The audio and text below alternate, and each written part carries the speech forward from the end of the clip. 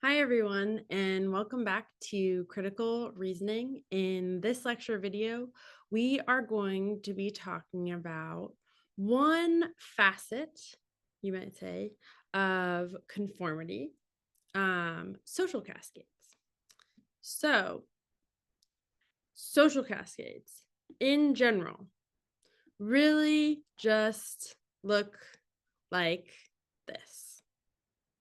The basic idea is that it is an idea, a belief, a practice that spreads rapidly from one person to another. So, I really can't think of a better way to explain the concept other than the image that I have here in this PowerPoint. You have a couple people talking, and then they talk, and then one of those people talks to a couple more people talk to a few more, 3, 4, 5, 10 more people. Some people start posting about it on the internet. I mean, it's really a lot of it's probably exactly how you imagine things going viral, right? Like you have one person made a video, made a meme, whatever. They have like a few people that maybe follow them. On the internet, or maybe say they text it, just like text it as a joke to like one other friend. That friend text it to a couple other friends, and then you have those couple other friends posting it on social media, and then all of a sudden, before you know it, the thing blows up. It's gone viral. That is essentially the basic idea of a social cascade, which is the whole theme of this lecture video. All right. So there are a couple different kinds of cascades. The main one that we're going to be talking about is an informational cascade.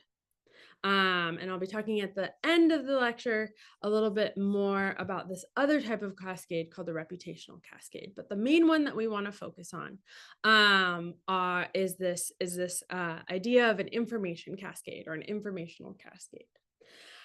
And what happens in Cascades is that we follow the crowd. Essentially, we stop thinking about our own private information, or the way that the reading talks about it, our private signals. And instead, we make decisions based on the information or the signals that are conveyed by others. So like I talked about in that first little intro video, this idea of conformity is just basically doing what other people do. And one way in which we do that is by following and going along with what the crowd thinks. And it's not just as simple as like mimicking what the rest of the crowd does. We really genuinely make decisions based on the signals conveyed by others. And in a lot of ways, I think, or rather, I feel like a lot of us are taught growing up, even though, I'm 37. Some of you might be around my age, others, probably a little bit younger.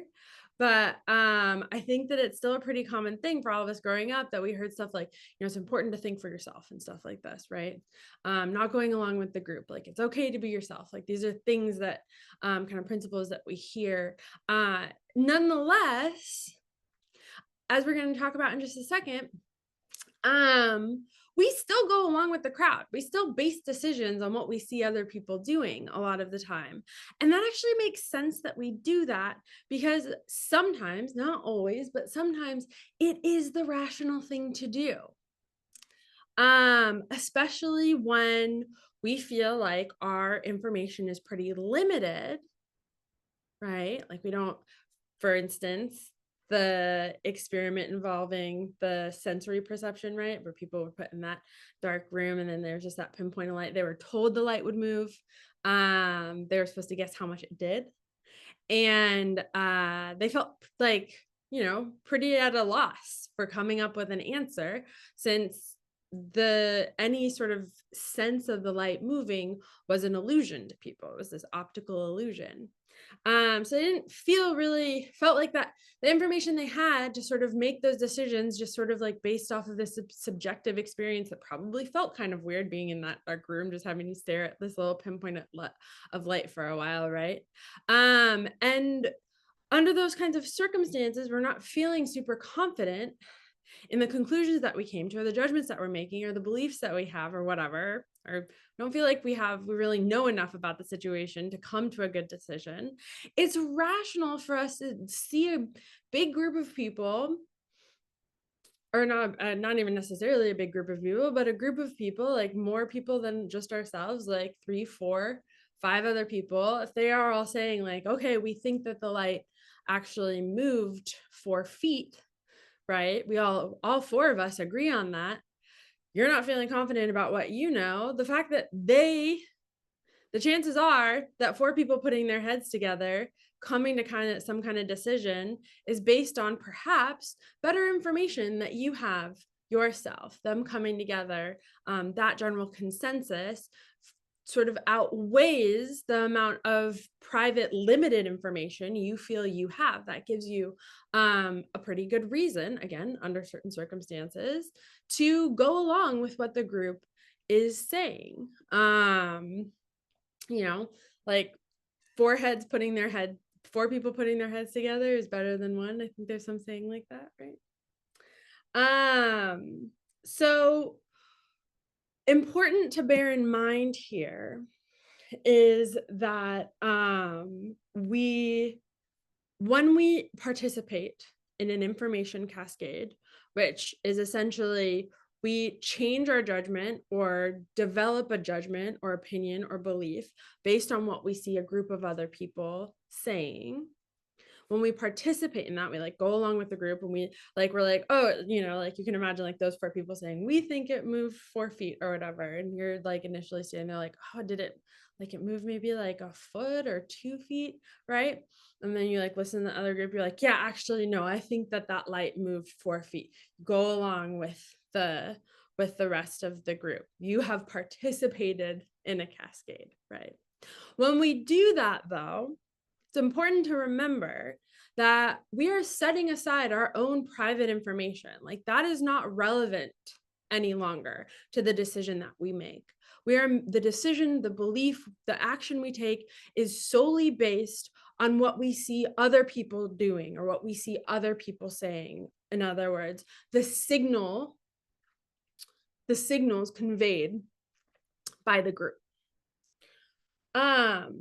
So one thing to actually here before I move on, one thing to sort of or one example to sort of spell out this idea a little bit more, a place like in the real world where we see it happening, not just in a psychology experiment, where people are put in this dark room and told to guess about a light moving that never actually moves. One place we see this sort of thing happening a lot is with doctors. So you have a group of doctors that say there's like some new medication that's put on the market, and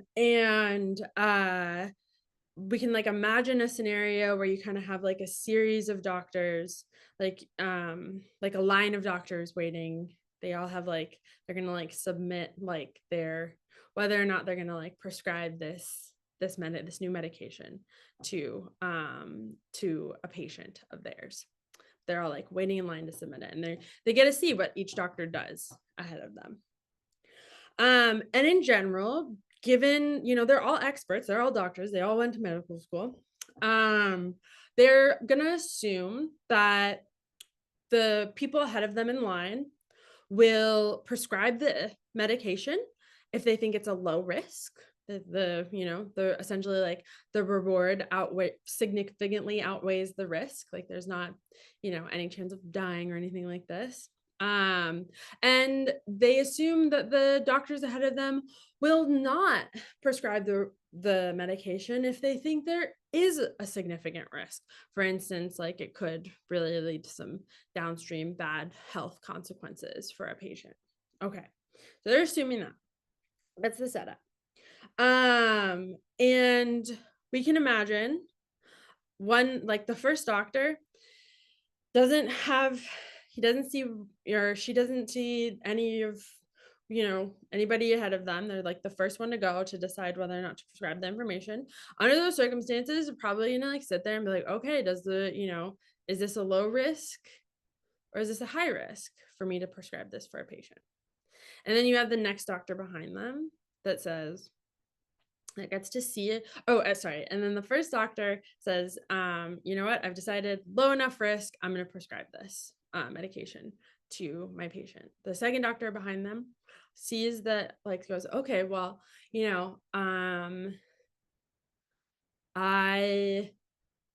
was kind of thinking, I was kind of maybe on the fence a little bit about whether this was a low risk or a high risk type of thing. But now that I've seen, doctor number one, what their opinion was, they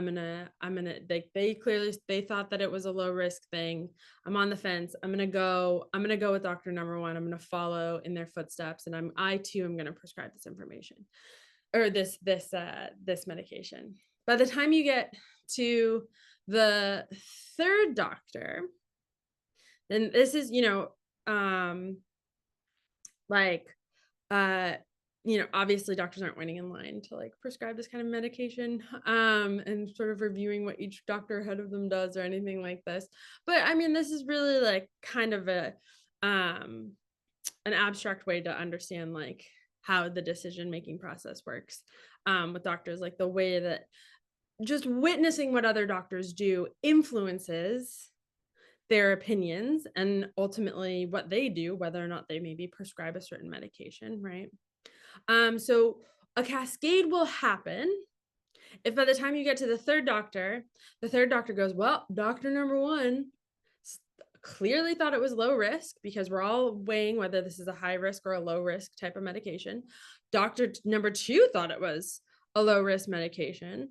And at that point, a cascade will happen if doctor number three says, well, in light of that information, I'm not going to reflect on whether this is high risk or low risk. Two other doctors already decided it was low risk, good enough for me, prescribes the medication. And then everybody else down the line, what we see in cascades, all the other doctors down the line start prescribing this medication. Now, this isn't to say that all prescription medication is based on these information cascades that doctors participate in. The point here is that sometimes in our day-to-day life, this is something that does happen. It most certainly does happen. And sometimes it can go bad, like I'm going to talk about in a second. Sometimes it serves people well. But right now, one really important thing to understand about all of this is that the people who are participating in the cascade, then you say, we can imagine doctor number four saying, well, doctors number one, two, and three clearly thought that this was a low risk type of thing. So I'm going to go ahead and prescribe the medication too, right? And so on for doctors 5, 6, 7, 8, 9, on and on and on. Right. Those people, so doctors between like doctor number three and doctor number 100, let's pretend that was the line. They were all waiting in. That's how long the line was. They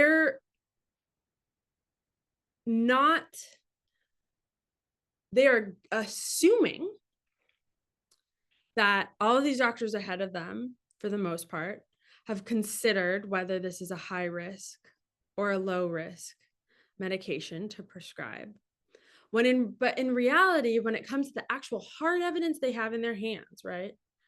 All of the information upon which the doctors ahead of them in that line are basing their decisions whether or not to prescribe that information that those doctors ahead of them in line are relying on is not disclosed to the people further on back the line. We're guessing those doctors are guessing what the doctors ahead of them in line are basing their information, are basing their decisions on. They don't know what that information is.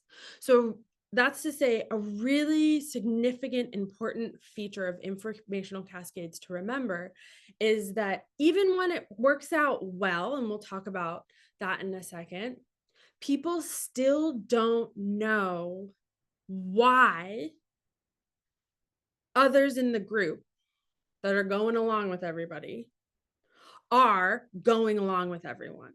We aren't getting into, we don't know other people's reasons why if they're participating in an information cascade. We can only assume.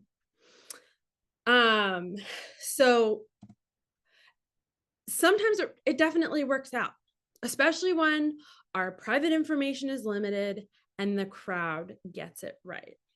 I think a really great example of this is something that we all do when something goes weird on the subway, right? Like if we see, say like, because you can never understand what they're saying on the loudspeaker, right? Like it's always like pretty garbled if like the train stops, say it stops in a station, and maybe we have earphones on or earbuds in, and we see everybody get up and get off the train. Our information is limited. Like say we either couldn't understand what the conductor was saying, or we had missed part of what they were saying, but we see everybody else getting up, doing something, moving in a different direction, getting off the train, right? So our information is pretty limited about what we should do. The train's doing something weird, say like it went and then it stopped, it backed up, whatever, back into the station. With limited information as to what's going on, what we should do. And then we see a big group of people getting up and getting off the train, right? So, especially in those split-second decisions that we need to make, we see like a big group of people moving from one place to another or whatever. If we feel like we don't really have a good sense of what's going on, our information is limited a lot of the time, or not a lot of the time, but under circumstances like I just described, it really benefits us to go with the crowd. And that's a good thing when the crowd gets it right. Now, sometimes people guess wrong.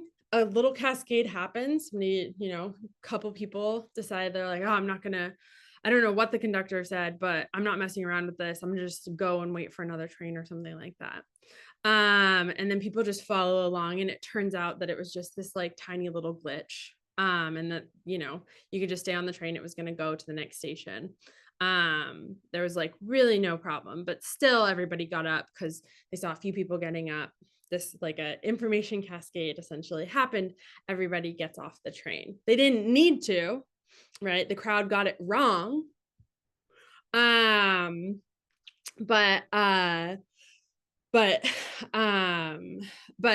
nonetheless, given the number of times where going with the crowd under circumstances like that normally works out pretty well for us, it makes sense. It's rational that we did that. If a bunch of people think that a proposition is true, such as the proposition that this train is messed up and we should catch a different one, time to get off, right? That's a proposition. That's like, we should get off the train because there's something wrong. If a bunch of people are saying that fact is true, given the circumstances, we have limited knowledge, going along with the crowd is rational. That's pretty much at that point the best evidence we have as to what we should do next, right? What action we should take next.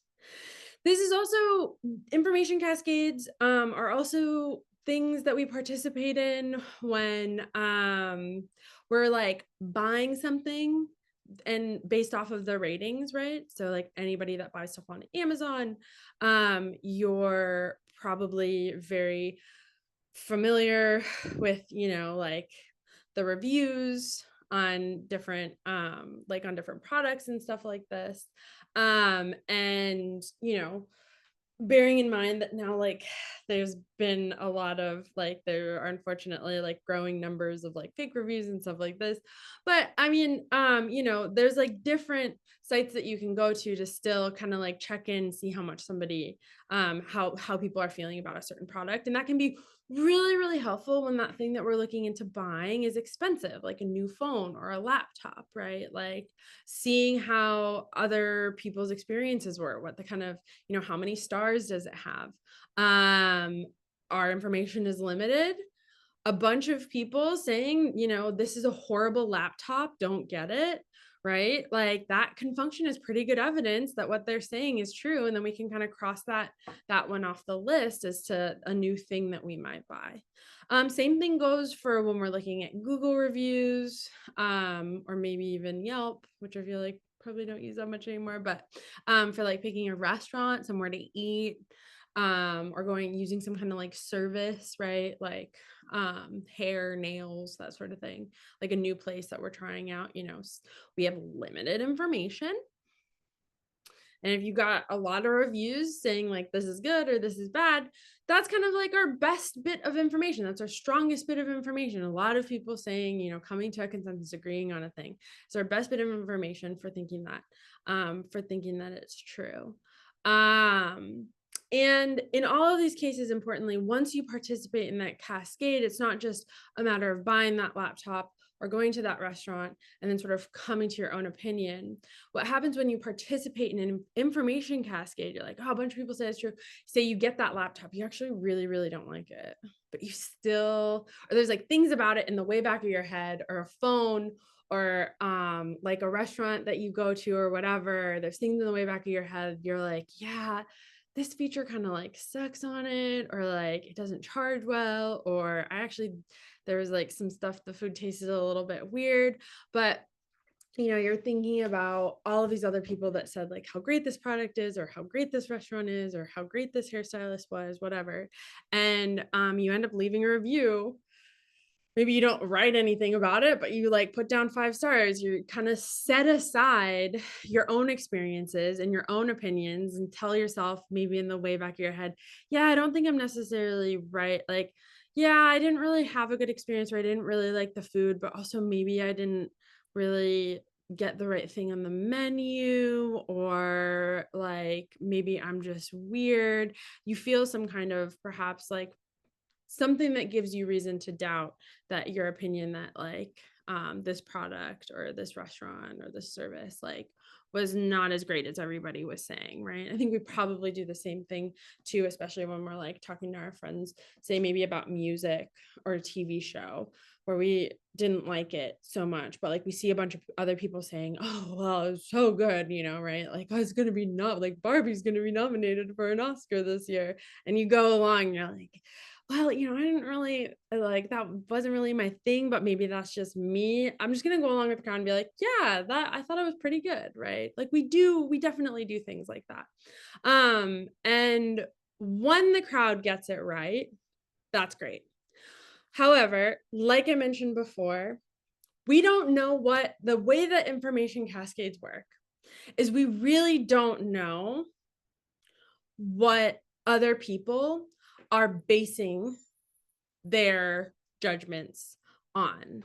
Really, the only information we see are a bunch of people say giving something 5 stars or saying that they like something. We don't know what reasons they have for basing those opinions on, or basing their actions or decisions on.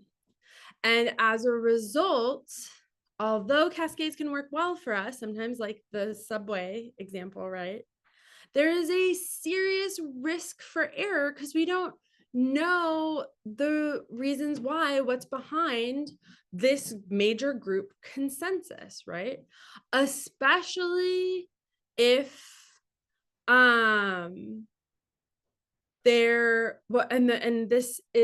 can be especially bad when people are hiding better information that they have and they're not speaking up. So they're going along with the crowd. You're taking that as evidence, like, oh, well, this is just more people saying that this thing is true, right? Like, believe me, it's true. When in reality, in their heart of hearts, they're like, yeah, I actually don't think this is the right move. I don't really like this record. I didn't really like this laptop. I didn't really like going to eat at that restaurant, or I didn't really like that hairstylist, right? Or that barber or whatever. So when people are hiding that, but other people are looking at just sort of like the output, like they're, it's like, well, you have a bunch of people hiding it, questioning where the group is going with it, but they're not saying anything. And that's how you suck people in, right? You have like people go, oh, well, you got a bunch of people saying it, They don't know what those reasons, why they're saying it, why they're believing it, why they're doing it. But they go along, you end up kind of like adding to making it a bigger group of people saying, yeah, this thing's okay, this is what you should do. And then people on the outside are saying, oh, look at that, like that growing number of people that are saying that this thing is true or doing this thing, that gives me reason to think that what they're saying is true or what they're doing is the right thing to do. So some places where we see this being especially bad, are examples of instances where this really goes wrong. We can find in medicine, people's opinions about climate change, and I'll talk about this one first, like just coming to a group consensus about figuring out how much to tip for dinner. So the tipping for dinner example, I'll just preface this with, is an example of one of these. It makes very salient, it makes very clear how easy it is for us to kind of fail to really think about what information other people in our group are relying on to come to some kind of conclusion. So for anybody who's gone out with a group of people who have ended up wanting to split the bill and then deciding, okay, so then how much, if we're splitting the bill, how much should do each of us leave for tip, right? Anybody who's been in that situation, it can get really sticky. So imagine yourself in a situation, either you're out with a group of friends. If you drink and your friends drink, like maybe you've had a little bit of drink, you're a little bit like sleepy or a little bit tipsy, or say you just like all of you, nobody drinks, but you all had a really big meal, you're full, you're tired, it's late, whatever. Your like brain is feeling a little bit foggy. You get the bill and then you try to figure out, right? Okay, we're going to split this. How much should each of us leave in order to like leave a proper tip for the waiter, right? You come to your conclusion. You're like sitting down, kind of like in your own space, like doing the math. And then you look up and like say, like you're out to dinner with 9 other people. There's 10 people total. And everybody else came to a number. And the number they came to is different than the number that you came to. And you're just immediately, you're like either a little bit tipsy, a little bit tired and full, whatever. And you say, you know what? I must be wrong. You don't even think about it. Okay, yeah, that's the amount, right? Even if you've never been exactly in circumstances like that, I think I would hope that you can imagine some kind of similar situation you've been in like that. And what gets missed there, right, is you don't fully think about what the other group was basing their information on. So, or basing the calculation, how much, like say you came to, all right, we should all leave like $23, and the group came to 17, right? I guess a pretty big difference, especially if like they messed up with the tip, right? It's like like say you're right and they're wrong. That means like the server's getting screwed out of their tip, which isn't great. And under those circumstances though, like it's just enough math, it's just enough wanting to go home, it's just enough sleepy, whatever, where you participate in this cascade. You go, you know what, $23, like nope, that must be wrong, I must have done my math wrong, I'm sure that it's 17, whatever, I'm gonna leave 17, I want to go home, I want to go to bed, right? And you genuinely think, I must have gotten my math wrong. Okay. Under circumstances like that, you're not thinking about how the other people in your group, how the other 9 people came to that consensus.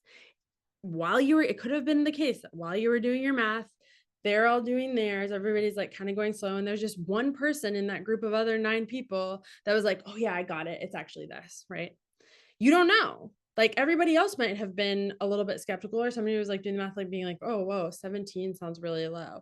But then they see like 3-4 other people going along with this one, perhaps very confident person, and they just go along with it. You have, by the time you're done doing your math, you look up, you're like, okay, all right, 23 and everybody else is at 17. You don't know why they got to $17, right? But you go along with it anyway. And if you get it wrong, the consequences can be pretty bad. Like the server doesn't get a tip. I think now a lot of time, like there's like the auto gratuity in large groups, but let's pretend this is a place where that doesn't happen. That can be pretty bad. That's like pretty bad news for the server. Sometimes cascades, these information cascades, can be even more dangerous. They can really cost people their lives. Going back to that example I brought up about the doctors earlier, when I was just kind of spelling out the way cascades work, a lot of the time, because doctors, despite how confident they often feel in their knowledge of things, it's not like they have all the time in the world to sit around and like review studies and things like this of like the different medications that they prescribe. A lot of the times they base the decisions they make about which medications are okay to prescribe to patients and which ones aren't on what they see other doctors doing, along with, unfortunately, information they receive from pharmaceutical companies that at the end of the day, even though they're not supposed to, it's supposed to be illegal, oftentimes like they're like this far away from bribing doctors to like prescribe certain like medications. And so you have that kind of like these pharmaceutical reps that are coming in and like really trying to like push doctors to prescribe certain medications. And you mix that with those doctors seeing other doctors doing it and thinking, you know what, we're all doctors here. We're all very smart and know all of these things. We all, assess whether or not something's high risk or low risk. I see all these other doctors ahead of me prescribing this medication. I'm sure it must be low risk if that's the conclusion they're coming to. And then they prescribe that medication as well. They add themselves to this group of people where then you get another doctor that's saying, should I prescribe this medication? Oh, look, all of my fellow colleagues are prescribing this medication. They must be thinking about they must have all decided that this is a low risk medication. It must be fine. And then just goes along with the crowd, genuinely believing, all of them, that this is a low risk medication and it's fine to prescribe it. Now, those doctors, like I mentioned before, don't know necessarily. I mean, sometimes they may have conversations, but a lot of the time when we're talking about the cascades that are happening, this doesn't occur in every single case of doctors prescribing certain medications, but in some cases, when these cascades happen, these information cascades happen, they're assuming they know what the other doctors are basing their decisions for prescribing the medications on, but they can't be certain.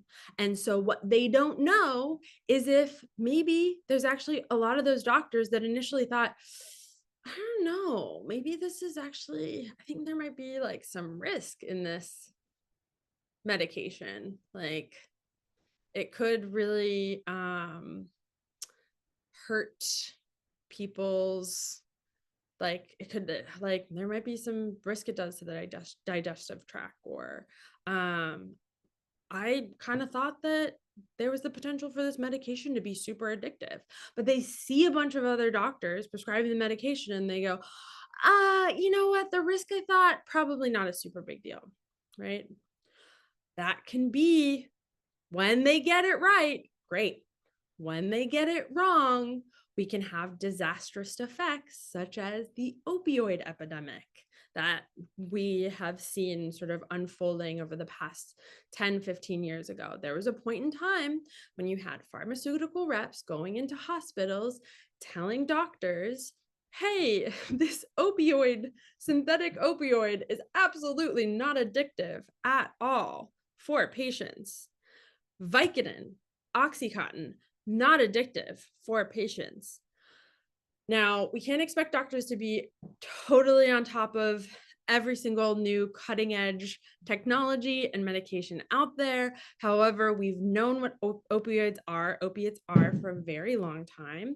And we've known for a very hundreds and I think at least hundreds of years that opiates are addictive, right? And all of a sudden, just because it was this synthetic medication and it was a synthetic opioid, it wasn't an opiate, it wasn't addictive anymore, right? There were probably a lot of doctors that were going, wow, these pharmaceutical reps saying like Vicodin and Oxycontin aren't addictive. Like, that's a little bit, maybe it might be, there might be some risk here, and didn't do anything. And they said, well, you know what? I'm seeing all my other colleagues that are prescribing this medication. It must be fine. Ending up in a cascade of doctors that were prescribing a lot of pain medication without considering the risks involved. And you ended up with many, many people addicted to opiates, many people dying. These are things that we're still, we're seeing the consequences and the effects of today.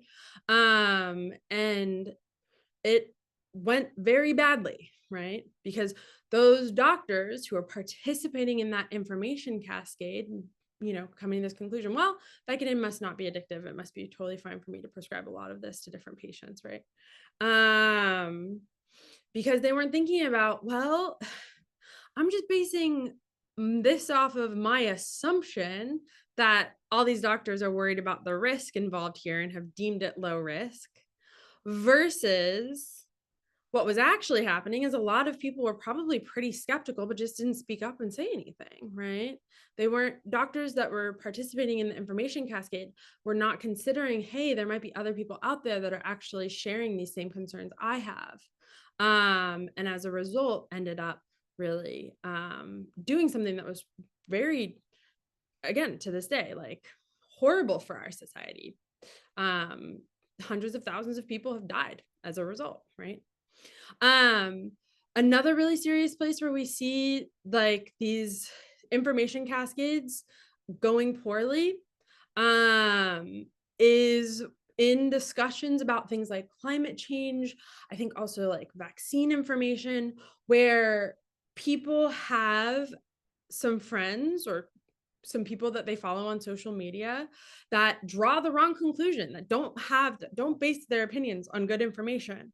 But in those little bubbles, people see this growing pile of evidence really supporting these ideas like the COVID-19 vaccines weren't adequately tested, or climate change isn't real. People exist in these little bubbles. They see all these other people saying, oh yeah, this is bad, we shouldn't be doing this, or climate change isn't real, or whatever. And that big group of people saying that this thing is true sways sort of these newcomers who feel like, oh, I don't really know about what's going on with these vaccines, or I don't really know what's going on with climate change. They go, oh, well, everybody's saying, climate change isn't real, or the vaccines aren't safe, right? And they go along with it, not thinking, okay, what are the people in the group, this group consensus, what evidence are they basing this conclusion on, right? If the evidence is just, well, a bunch of other people are saying it's true, that actually doesn't work as very good evidence, especially when people are wrong, when a vaccine is totally safe and has been thoroughly tested, or when we have overwhelming evidence that climate change is real. Okay. So to sort of dig in a little bit more, what I've done now is I've given you the general sense of what a social cascade, and specifically an information cascade, is. And then I've talked about some ways that it can go well for us, some ways that it can go wrong for us. And so now I'm going to go in again, and I'm going to talk about a little bit more what is happening in these cascades, what these cascades look like, with another experiment done in psychology. So this was an experiment that was discussed in the reading. I think that it's like a really helpful, it draws us a really vivid picture exactly of like what these information cascades look like, and how people come to these groups of people come to these conclusions based off of limited, sometimes poor information. Okay, so there's so in this study, and they've done a bunch of different times in a bunch of different ways, again, like psychology has a big problem called the replication problem. Oftentimes it's really for the vast majority of like psychology, like psychological or psychology experiments within psychology, there have been these conclusions that have been drawn, and then people go back 20 years later to repeat the study and they can't replicate it. There are some exceptions, the urn experiment being one of them. This is a study that has been replicated many times, and I think it also confirms something that, again, especially given our experience with social media and how we've seen things going viral, it just sort of, we kind of already knew this stuff. But just for the sake of really clarifying and nailing down what this concept of an information cascade is, in this particular experiment, and there's a couple different versions of it that they did. What would happen is the students or the participants in a study were kind of, you can imagine yourself going into a room, a classroom, and there are two solid urns. One urn is black, or rather, or sorry, there's one urn, and you are told, okay, this urn either contains mostly, like vast majority, black marbles, or this urn contains vast majority red marbles.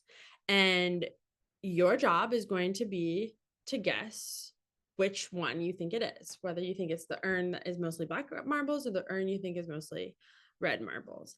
And the way that you are going to guess is by getting in a line, kind of like the doctors. You're gonna draw a marble. You and only you will get to see the marble. And then you're going to write up publicly on the board whether or not you think you drew from the urn that was mostly red marbles or mostly black marbles. And as you know, people go on, like, get further on down the line, like you're going to be able to view a lot of other people's guesses. So what they have repeatedly found in these studies is if you have an instance, say, of the people are pulling from the from what we'll call urn B, this urn here, which is mostly red marbles, but it just so happens that the first couple people who drew a marble drew black marbles. Okay. So, or sorry, let me try this one again. So yeah, say you're, and right. So it just so happens that the first couple of people who drew from the urn drew black marbles. Okay. So you got the first person was like, okay, well, this is a black marble, so I'm just gonna guess, right? I have limited information. That I am drawing from urn A, the urn that contains mostly black marbles. The next person, they also draw a black marble. They're like, well, the person ahead of me thought they were drawing from urn A, the urn that has mostly black marbles. I drew a black marble. That gives me a pretty good reason to think we're drawing from urn A. The third person to go, however, draws a red marble, and they're looking at the good list of people ahead of them, or they're looking at like the guesses that the other people made before them about which, and they're like, okay, well, I did get the red marble, but those other two people said it was the urn with like all the black marbles that we're drawing from. Maybe I'm just the fluke here, right? And they're like, yeah, you know what? I'm probably just the fluke. I got like one of the like 3 red marbles that are like in this urn or whatever.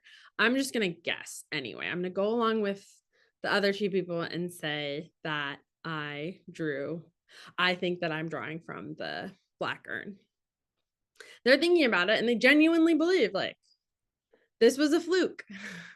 I am very likely drawing from urn A, not really setting aside, right, their private information, their information that they drew a red marble, and instead genuinely believing that they were the fluke, they're drawing from the urn that contains mostly black marbles. And then the person number 4 who goes, the person behind them makes the same guess, and so on and so on and so on. So even though you end up having a bunch of people who were like privately were drawing those red marbles and looking at red marbles, they kept going, well, everybody else keeps saying that they think they're drawing from the urn that has mostly black marbles. So I must be the fluke. I must be the one who's off. I'm their evidence outweighs mine. I'm going to say that I think, and I do think that I'm drawing from the urn with mostly black marbles. So when the reverse happens, right? When you have, say, people that are actually drawing, like the first couple people drew those red marbles and from a jar, from an urn that was mostly red marbles, and people are going along with it. And you have the handful of people who actually drew black marbles, like the few marbles that were put in there that were the black marbles. They ignore that. They go along with the group. They get it right. Great. Right.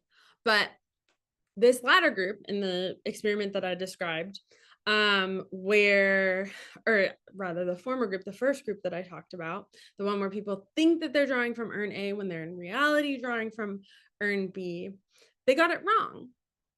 And what those people fail to consider, and like, I've said with these other examples, is what information, or rather, whether or not the people ahead of them in line actually had information, evidence that was contrary to what they ended up saying and believing, right? They had information that went against the crowd. They dismissed it. They were like, I must be the fluke. And they went along with the group. The new person, the next person that comes in, is failing to consider whether or not that was a possibility, whether or not the people participating in the cascade, whether there were a lot of people participating in the cascade that actually had some serious doubts, right? Just like the doctors that very likely were thinking to themselves, there's no way that Vicodin can't be addictive, right? But at the same time, just kind of pushing that aside and going, well, all the other doctors are saying this is a low risk thing. It's fine to prescribe a lot of, and changing their minds, going along with the crowd, not thinking maybe there's other doctors that also feel the same sort of hesitancy that I do in prescribing this medication. So like, with this in mind, with this, given the serious risk of errors that occurs within these information cascades, it's important to examine different ways that we might be able to shatter them, right? So that's why there's like a whole section in the reading, shattering cascades. So the reading discusses 2 really great ways that we can sort of fight some of the pitfalls of these information cascades that go wrong. The first one being, the more informed people are, the less likely they are to be influenced by others. So something that they tried, because they've tried a lot of different versions of this urn experiment, something that they did was allowing people to make several draws, right? Privately. So, we can imagine if we have this third person here. We got like the 2 people that drew the black marbles. And then by the time we get to the third person, tell the third person, hey, you actually can make 3 draws or 2 draws from the urn. And that person draws 2 red marbles, right? They're going to be a lot less susceptible to thinking that their red marble draw was a fluke. They're going to be a lot less susceptible to guessing and going along with the people ahead of them in thinking that the urn they're drawing from is the urn containing mostly black marbles. They're going to have They have more evidence. They're more informed about some of the distribution of the different marbles in the urn. And as a result, they're going to be less skeptical that they were the fluke, that their hesitancy, that little voice in the back of their head, was wrong. So the more you know, essentially, the less susceptible you are to being influenced by other people. Which can mean sometimes, if you're going in, you're like, ooh, I should feel like I don't understand anything about climate change, or, I don't know anything about the way that vaccines work.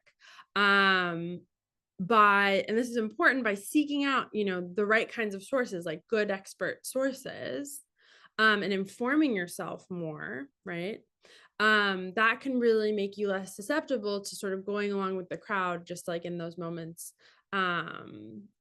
later on where you're like, maybe the friends are still talking about things. And initially you could have thought, it's one of those things where it's like, and I'm sure that this happens a lot for anybody that like scrolls like Instagram reels or whatever, or like TikTok, right? We're like seeing all these videos that are on particular subjects, people expressing certain opinions about things, saying we should do certain things or shouldn't do certain things, right? And you might initially see like a group of people all talking about this stuff, saying you should do this or you shouldn't do that. And you think like initially like, oh yeah, that makes sense. I wasn't sure about that, but yeah, that what they're saying like makes sense. You get another person kind of confirming the same thing and you're like, oh yeah, that makes sense. That makes sense. Later on in your own time, saying, okay, actually, I think I'm going to check this out a little bit. Like, what's the evidence supporting the thing that they're saying? Right? The more you inform yourself, if you're given evidence that's contrary to what those people are saying, and the more informed you are, the more confident you're going to feel in saying, you know what, actually, I think what they're saying is wrong, right? Another thing that researchers found specifically with this urn experiment, and then as Sunstein, the writer of the conformity book that you've been reading for this module period, talks about, more generally, there's like other places where they've done this, where when we reward people for individual right answers and punish them for individual wrong answers, we see like the tendency to conform and participate in these cascades, like change people's opinions and stuff. The stakes get raised for whether or not you're right or wrong. The second we do that for individuals, we like cascades become like the potential for a cascade to grow stop. Like we see far less cascades. And we see even fewer cascades when we don't just reward people for individually right or individually wrong answers, like right guesses or wrong guesses, say on like which urn you're drawing from. But if we give rewards based on whether the group got it right or the group gets it wrong, we see even a more significant boost in people really pushing more of their own private information, their own experiences, their own thoughts, like that little voice in the back of their head, like comes to the forefront. People make that more public. They make their private information more public and effectively shatter potential growing cascades when there is some kind of reward for the group getting it right. And in those cases, when we were seeing in the previous groups where there was no talk of reward or anything like that, I need to look this up, but I think that it was like close to probably like between like 70 and 80% of the groups developed cascades. But as soon as we upped the stakes, especially in cases where people were rewarded or punished based on whether or not the group on the whole guessed right or wrong, guessed the right urn that they were drawing from, only 40% or 39% of those rounds of that experiment developed cascade. So we see a significant we see a significant dip in that. And that's just a good thing to think about. Obviously, like we don't have all the money in the world to like go and stop some really bad viral campaign that's hurting people. But it's a good thing to bear in mind the different ways that we could potentially try to like incentivize or discourage the spread of certain campaigns, especially when we think about the way that things do go viral on social media, right? Like for those of you who are familiar with I think initially it was described as like the Chase Bank glitch. It was like, so this was these people are like sharing videos on TikTok and Instagram that were talking like, oh, like Chase Bank has this glitch. If you write yourself a check to your account, you as the account holder write yourself a check to your own account for 20 grand. Chase is letting you cash that check that day. So even if you don't have that money in your account, you can still cash that 20 grand check or whatever. If you're unfamiliar with this, you can Google like Chase Bank glitch and you'll see the videos I'm talking about. Now that spread. There are plenty of people that probably participated in that cascade that initially were like, this sounds a lot like check fraud, right? Like writing a bad check. We're familiar with that. Like maybe we don't write checks as much as we used to, but like there's something that seems like, wait, can't you be on the hook for this, right? But they ignored that because they were saying, everybody's like saying, oh, it's a glitch. It's a mess up in the system. Let's take advantage of the system. And unfortunately, like the very next day, you had a lot of people that were posting the videos being like, oh my God, my life is ruined. Chase is coming after me. There's just there were like a bunch of horrible consequences that came with like just, yeah, really bad debt, people's accounts getting closed down, losing all of the money in their accounts, like, it did not work out well for people because it was indeed check fraud. As soon as it was made public that doing doing this came with bad consequences, that there was a bad downside to getting it wrong, people all of a sudden didn't want to gamble on taking advantage of the glitch anymore, right? Like maybe people still kind of felt on some level it was like a glitch. They didn't get the full story as to it being like technically check fraud. They were just seeing these people posting the next day being like, oh my God, Chase just like closed my bank account. I've like lost everything and they're taking me to court and this is so bad, blah, blah, blah, blah, blah, right? All of a sudden that was incentivized. It stopped people from participating in this information cascade. People were not making more videos about the Chase Bank glitch anymore. Okay. So the last kind of cascade I'm going to talk about, because if you remember in the very beginning of the video, I was like, there are two different kinds of cascades, right? Information cascades and reputational cascades. So the last kind of cascade I'm going to talk about is this other kind of cascade called the reputational cascade. And just to be clear, reputational cascades and informational cascades can actually overlap. These are not like two entirely separate things. But the force behind a reputational cascade is very specific. And the circumstances under which it happens is very specific.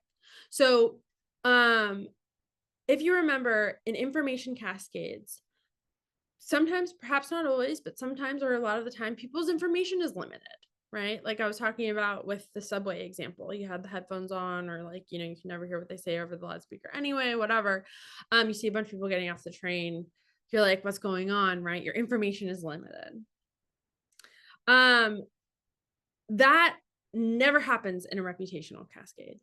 In a reputational cascade, people have good private information that they withhold and do not share with the group because they are afraid of looking dumb. Right? So this is an instance where we kind of push our own good private information, what the group is saying is wrong, to the way back of our minds, because if we speak out, we feel embarrassed. We're like the odd person out. We're like the weird one. We're worried about what other people will think about. So again, in those instances, we have good information or we have good intuitions about things. Like we have the right sense, we have the right opinion, we know the right thing to do. But we do not say anything because we will stand out in a way that makes us uncomfortable if we did. A really good example of this, something that gets talked about in the book. Or rather, no, I'm going to start with I'm going to talk about one example that doesn't get discussed in the book because the book was written before 2020. But I think this happened for a lot of people when it came to wearing masks during COVID, right? And I think even now, because like, even though we're not tracking the numbers as well, there's like, we lost a lot of that government funding, and political like will to do that. But the data that we do have suggests that the people are getting like there are a lot of people getting sick from COVID, like numbers that are comparable to like right even when we first got the first vaccine like a couple of years ago. Like we have really, really high numbers of COVID now even. But there's a little bit of a thing where like the masks have fallen out of favor. Now, there's definitely groups of people, and maybe some people even in this class, that feel like skeptical about whether or not, like, you might have some of your own opinions and thoughts about whether or not we need masks, right? It's not difficult, even if you are in that camp, it's not difficult for you to imagine somebody who is not in that camp, that knows that there's, or believes that there is good reason, or at the very least, like wearing a mask doesn't hurt anyone, right? um and and chooses not to do that, ignores wearing a mask, because I mean, depending on where you are and like what the sort of like political climate is, sometimes people kind of like give you crap for wearing masks. Like, what are you so worried about? Why are you so uptight? You know, like what's your issue? That sort of thing. People don't, even though they might have this like sense like, okay, yeah, this is not even thinking like, oh, this is something I should do. It's something that definitely really helps a lot, but just thinking like, well, it might help. It could help, and that in and of itself doesn't hurt anybody, so like might as well wear a mask, but doesn't, because they feel that social pressure not to do it. They don't want to stand out, they don't want to look dumb, right? Now if that example doesn't resonate with you, another kind of example to think about that I think we can all really empathize with and be on the same page with are instances where we have watched some form of bullying or potentially like sexual harassment happen, and we don't say anything, right? Because say there's like one person kind of instigating it, especially like that person's like a boss that's sexually harassing like another coworker, saying something like racist or discriminatory or something like this, and we know what they're doing is wrong, or we know that like this bully picking on this other kid, say like during school when we were like in high school or middle school or elementary school, we knew it was wrong, we had such good reason to know it was wrong, and we ignored that private information, because getting up and standing up to that person, standing up to that bully, standing up to that person who's sexually harassing and saying like, no, what you're doing is wrong, right? Or what you're saying is racist, like what you're saying makes other people who work here uncomfortable. Taking that stand makes us feel uncomfortable, so we back down and then kind of come up with ways potentially to justify what we've done. What they said wasn't that bad. Oh, like kids are just people, that person was just like being silly. Like they didn't actually like mean anything by making fun of that person, like saying that like, making fun of somebody for like looking poor or something like this, like something crappy. Like it wasn't that bad, or that's just the way things work, or that person didn't seem too upset about it, right? Like finding ways to just kind of on a psychological level shove down our acknowledgement that we had some really good private information that was worthwhile sharing with the group. But we don't want to say anything because we feel like it's going to make us look stupid. We're worried about our reputations. All right. What's the takeaway here? So, the takeaway here really is that under circumstances where we care about getting it right, there's a group of people coming to a consensus about stuff. We're not like operating in a vacuum. It's good to encourage other people, not just ourselves, but other people to share relevant information and speak up when they don't agree, right? A big part of this is looking for information, staying open to information or evidence that goes against the group consensus. That's a really great way to shatter a cascade. Now, bearing in mind, like I said in the very beginning of this video, it is rational sometimes, like the subway example, to participate in a cascade if information is limited. However, even when that's the case, we have limited information, we don't know what's going on, we should still, as best we can, try to push ourselves to think critically. And doing that requires thinking about what information is this group consensus based on? Is it possible for people in this group who are going along, saying, yep, I'm pretty sure that we're all supposed to leave $17, that includes the tip, right? Is it possible that those people are basing that decision, that group consensus, on bad information? Are people hiding good evidence, privately held evidence, that what the group consensus is saying or telling us to do is wrong? And sort of in that same vein, asking ourselves, like I've talked about when it comes to evaluating non-deductive arguments, right? Or really, actually, when it comes to evaluating non-deductive or deductive arguments, in both cases, when we're evaluating arguments, is this a good argument? Is this a bad argument? And then the same thing goes here, right? Thinking about, is there evidence out there? Even if we are drawn, we're like, you know what, on its face, that thing sounds really good, For example, like being swayed by certain arguments as to like why you don't need to wear a mask with COVID, how it doesn't like, if you're starting to feel swayed by a group of people that are saying like you don't need to wear a mask, it doesn't protect you from getting COVID or something like this. Stopping and asking ourselves, okay, there's some compelling stuff that's getting said here, but what kind of evidence might there be that goes against this group consensus, right? And the same thing goes if you think that wearing a mask does help. Just going, okay, all right, so what kind of thing would I need to see? What kind of evidence would be out there that would show that that people are still, it really doesn't do anything. That practice, thinking about where people are getting their evidence from when they're drawing these conclusions about what's real, what we should do, what we shouldn't do, and also thinking about what counter evidence might be out there that disproves the conclusion or disproves the group consensus. That kind of thinking is critical thinking, and hopefully will be something that you push yourself to do, or you've already been pushing yourself to do, whether or not you've described it in the way that I talk about it in this class. And ultimately, that kind of approach, that kind of skepticism, that kind of critical thinking helps you make better decisions and come to better conclusions about the way things work in the world. So that concludes this video on social cascades. Feel free to reach out if you have any questions, and see you all next time.